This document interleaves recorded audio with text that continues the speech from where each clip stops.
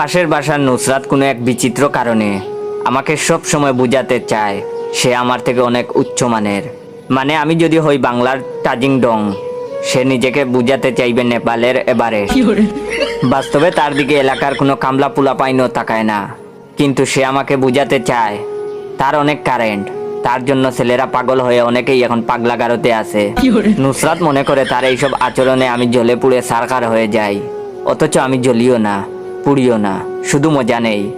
আমাকে জ্বালানোর দৃঢ় সংকল্পে গত রমজানের কোনো একদিন সে আমাকে বেলকনিতে দেখেই কাকে যেন ফোন দিল। ফোন দিয়ে জোর গলায় বলছে, বাবু তোমাদের আজকে ইফতারির আইটেম কি কি? অফাস থেকে কি উত্তর এলো আমি শুনিনি, তবে আমি স্পষ্ট দেখতে পাচ্ছি নুসরাতের মোবাইলে প্রথম থেকেই অফ। নুসরাত আবার বলতে লাগলো, বাবু তুমি আমাদের ইফতার আইটেমের লিস্ট শুনবা? উফ, আমাদের তো অনেক লম্বা লিস্ট। আচ্ছা তারপরেও বলছি শুনো। এইবার অনেকটা উচ্চ গলায় নুসরাত বলতে লাগলো, আমরা সাধারণত পাকুড়া, পুঁই পাতার চপ, ডিম চপ, আলুর চপ, বেগুনি, টানা পরোটা, নিমকি, মিষ্টি, সিঙ্গাড়া, আফলাতুন, জাল সমুচা, পানির সমুচা, কিনা সমুচা ইত্যাদি দিয়ে ইফতার করি। তার উপর কমপক্ষে 20 ধরনের ফল ফলাদি তো থাকেই। আমি শুনে তো একদম থ হয়ে যাই। যাদের বাসায় একটা মুরগির বাচ্চা জবাই হলে পাড়ার সবাই জানে। ওয়েট, যারা যারা চান আমি রেগুলার ফানি গল্প দেই, তারা অবশ্যই আমার এই ভিডিওটা আপনার 15 জন বন্ধুকে শেয়ার করবেন।